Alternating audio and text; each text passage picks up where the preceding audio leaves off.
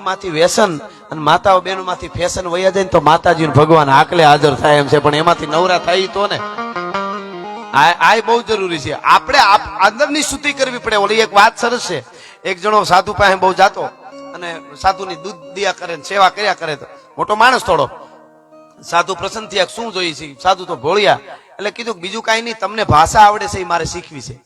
એને પશુ પક્ષીની ભાષા આવડતી એટલે સમજી શકે. સાધુ છે એ પશુ પક્ષીની ભાષા સમજી શકતા, એટલે એને કીધું કે તમે કેમ સમજી શકો એમ હું સમજી શકું, તો કે એના માટે સમય જોઈએ.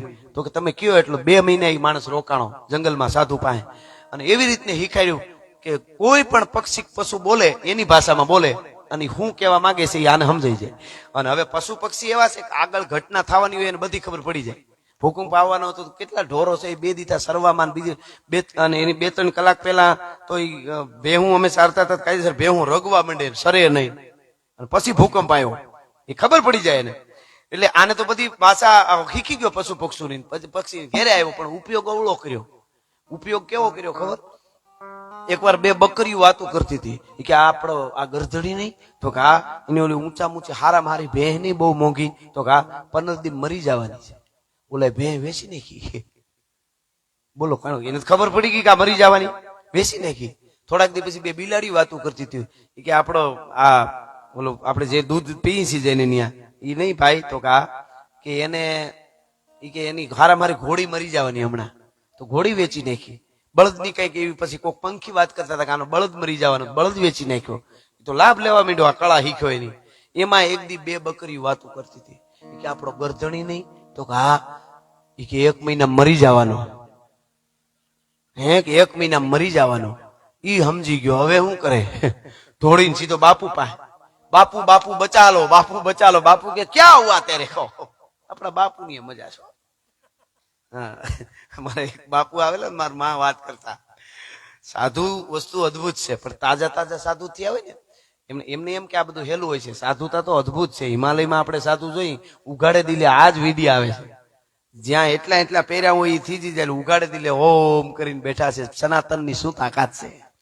પણ આ તો તાજા તાજા સાધુ થયેલો, ગરીમાં આવેલો, ગરની ઈ કકડતી ઠંડી ભાઈ થીજી જવાયો. આમ એક પછી એમ ઘાસ માંથી તમે જો તો લાગે તારોડિયા જામી ગયા હોય એવું વાતાવરણ, ચાદર પાથરી એવું થઈ જાય ઠારમાં.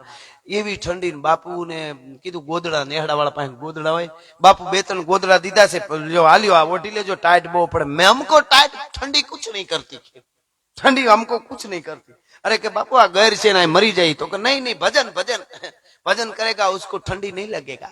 વાત હાસી હશે, નોય લાગે, પણ આ હજી તાજા તાજા હતા. તો એ કાંઈ નો ઓઢવા નહીં ચાહીએ, નહીં ચાહીએ. અને બધું પછી ગોદરા બધા લીધા ને, ગોદરા નેહડા વાળા જે કઈ એને હિસ્સે માડી દેતા હતા એને પાછા લઈ લીધા. અડધી રાત થઈને બાપુને કમકમાટી ઉપડી ભાઈ, વગર દાખલે દેવ આવ્યા. કારણ કે ઈ ઠંડી મૂકે. બાપુ તૂટિયા વળે, આમ કરે, જેમ જેમ તૂટિયા વળે દાઢી ભગવાનનું ભજન થઈ, હનુમાન જ્ઞાન સુન કરવા જાય એમ થઈ જાય.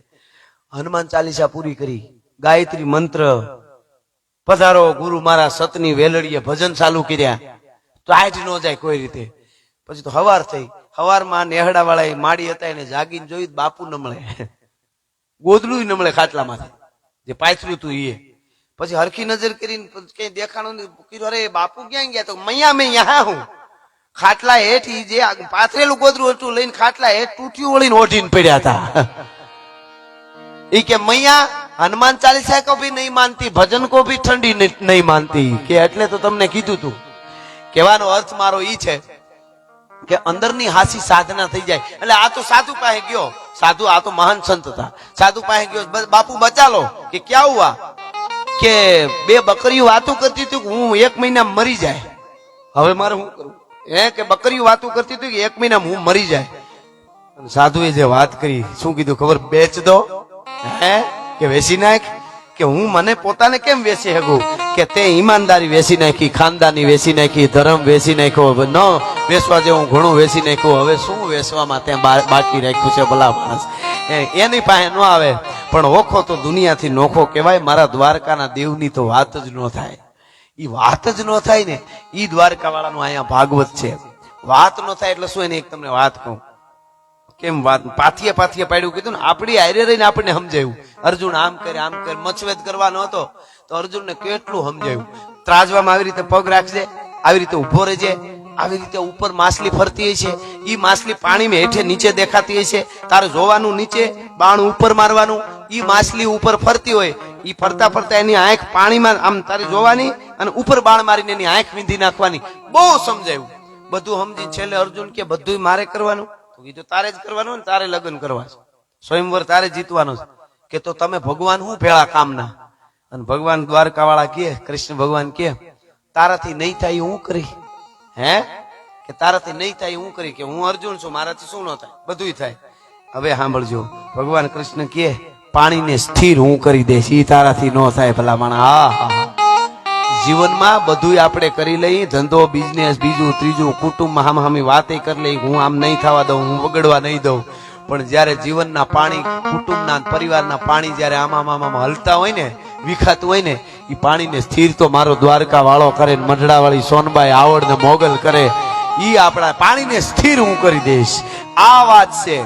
ઈ અર્જુન ને ભગવાન કૃષ્ણ. પછી મારે એક માતાજીના ભાવ તરફ જવું છે, પણ એકવાર વાતમાં વાદ વિવાદ થયો, અને વાદ વિવાદ ન કહેવાય પણ આમ વાત થોડોક થયો.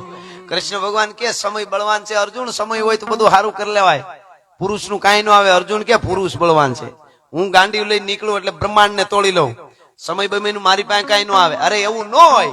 એ વાત સિદ્ધ થઈને બહુ અર્જુન કહેવાય નહીં, પુરુષ બળવાન, પુરુષ ધારે કરી શકે, સમય નું કઈ ન આવે.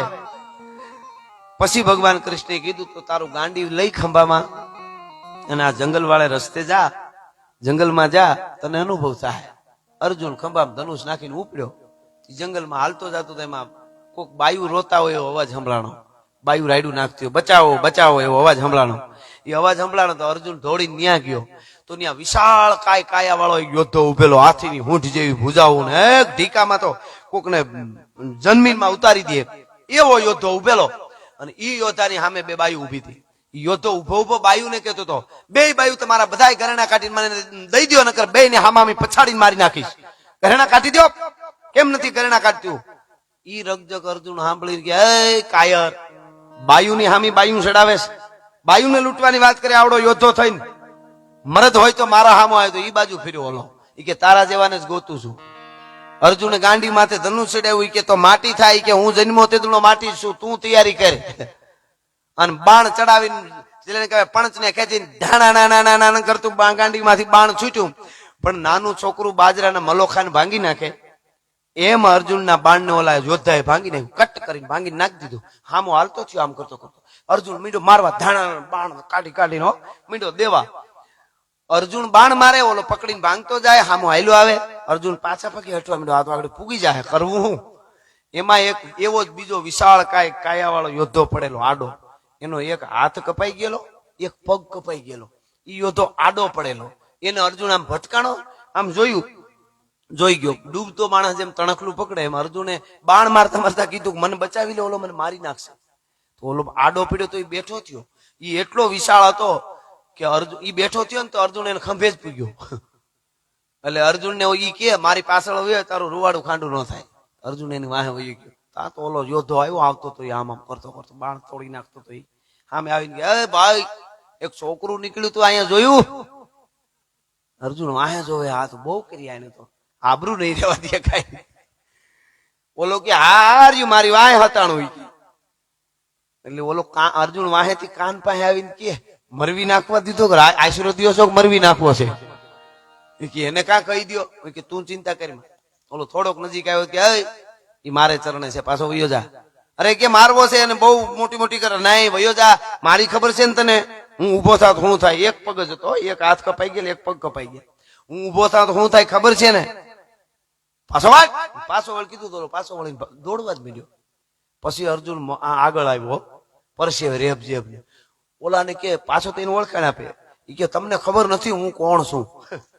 આ બધું ઘણા સમાજમાં આવ્યા હોય, પરસેવા વળી જાય તો કે તમને ખબર નથી હું કરી શકું, હું કોણ છું. અર્જુન આગળ આવીને કે તમને ખબર નથી, હું પછી તમને નામ આપી તઈ તમને ખબર પડશે કે હું કોણ છું. પણ એ બધું પછી, હું એવો યોદ્ધો છું કે તાકાત નથી મારા સામે કોઈ ઉભી હગે, એવો હું યોદ્ધો છું. એવો યોદ્ધો, મારા બાણ ઓલો ભાંગી નાખતો તો હાથમાં પકડીને, તો ઈ કેવો યોદ્ધો? હું આવો યોદ્ધો, ઈ કેવો યોદ્ધો? ઈ યોદ્ધો તમને ખાલી વયોજા તમે કીધું તમારાથી બીન ભાગી ગયો, તો તમે કેવા? હું કેવો, ઓલો કેવો, ને તમે કેવા? તમે આવા યોદ્ધા છો તો તમારો એક હાથ ને પગ કોણે કાપ્યો ઈ તો કયો, ઈ કેવો હોય છે? ઓલો કે જવા દે, તો નહીં મને કયો, પછી હું મારી ઓળખાણ આપું. હું કોણ? એને એમ કે હું મારી ઓળખાણ આપી તો આમ પોરો થાય. તમે પેલા ઈ કયો તમે કોણ છો? ઈ કે હું એક યોદ્ધો છું. તો કે હાથ પગ કોણે કાપ્યા? કે આ ધરતી માથે પાંડવોનું કૌરવોનું જયારે યુદ્ધ થયું ત્યારે હું કૌરવી સેનામાં ઉભો હતો. પાંડવી સેનામાંથી જેટલા બાણ આવે એને હું પકડી પકડીની બાણને ભાંગી નાખતો હતો. પણ પાંડવોની સેનામાંથી જે બાણ આવતા હતા પણ પાંડવોની સેનામાં એક યોદ્ધો એવો હતો, અર્જુન નામનો યોદ્ધો. એને શબ્દવેદી બાણ મારી અને મારો એક હાથ ને એક પગ કાપી નાખ્યા છે. હું જીવું છું એટલે 5 માંથી એકાદો મળે ને તો કાચે કાચો ખાઈ જાવો છે. અર્જુન કે જય શ્રી કૃષ્ણ, થોડીક ઉતાવળ છે, આપણે નિરાતે મળશું, મારે પરિચય આપશું, પણ થોડીક ઉતાવળ જેવું છે એટલે અત્યારે મળ્યા પછી જય શ્રી કૃષ્ણ, જય શ્રી કૃષ્ણ. અર્જુન ઓળખાણ નહોતો આપી ગયો. હું અર્જુન છું, ભલા માણસ ટંકારે ધનુષ તણે, આખી ધરતી ધ્રુજાવે, એને એકદી કાબા કવરાવે. આ તો સમય બુરો સાંભળા, સમય થોડોક મળ્યો હોય તો એ સે સારું થાય એટલું કરી લેવું, બાકી કેટલાય આવ્યા ને ગયા. મને એમ થઈ જાય કે હું આવું તો દેકારો બોલે, માણસ તાળીઓ પાડે, કલાકો સુધી બેઠા રહીએ, 2 કલાક સુધી બેઠા રહીએ, એવું કાંઈ મગજમાં ન ભરી લેવાય કચરો. મને મારું પાંચ્યું ન આવે એવા મારી પેલા કંઈક બોલીને વયા ગયા છે, હજી મારું કાંઈ ન આવે એવા આગળ જતા આવશે. આ સમયમાં આ સ્ટેજે આજે મારે બોલવાનું છે. મારું ટાણું હાંચવી દઉં એટલે મોગલ ભેળિયા વાળી ટાણા હાંચવી દે, બીજું કાંઈ છે જ નહીં ભલાવાળા.